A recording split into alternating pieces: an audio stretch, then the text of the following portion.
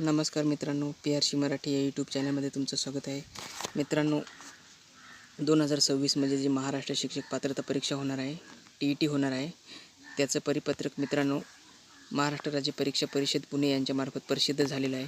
तुमची जी TET होणार आहे मित्रांनो 2026मध्ये, ती TET मित्रांनो 21 जून 2026 रोजी होणार आहे. अशा प्रकारचं परिपत्रक काढलेलं आहे मित्रांनो महाराष्ट्र राज्य परीक्षा परिषद पुणे यांच्यामार्फत. इथे बघा,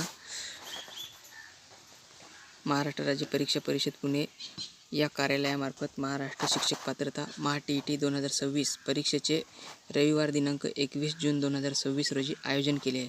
म्हणजे ही परीक्षा तुमची 21 तारखेला होणार आहे, 21 जूनला. आणि त्याच्यासाठी ऑनलाईन जे अर्ज आहेत ते कधीपर्यंत करायचे आहे मित्रांनो, इथे बघा, तुम्ही ऑनलाईन अर्ज आणि परीक्षा शुल्क 27 मार्च 2026 ते 16 एप्रिल 2026 पर्यंत ऑनलाईन अर्ज आणि परीक्षा शुल्क भरू शकता. आणि TETचं जे हॉल तिकीट आहे ते तुम्ही 9 जून ते 21 जून 2026 पर्यंत डाउनलोड करू शकता. आणि TETचे जे 2 पेपर होत असतात, पेपर 1 आणि पेपर 2, हे दोन्ही पेपर मित्रांनो रविवार दिनांक 21 जून रोजीच होणार आहेत. इथे बघा, पेपर 2 रविवार दिनांक 21 जून 2026.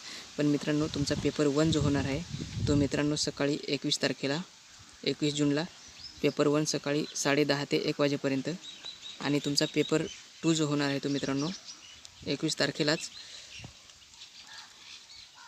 2:30 ते 5 वाजेपर्यंत तुमचा पेपर 2 होणार आहे. अशा प्रकारचे हे वेळापत्रक महाराष्ट्र राज्य परीक्षा परिषदेने TETचं वेळापत्रक प्रसिद्ध केलेलं आहे.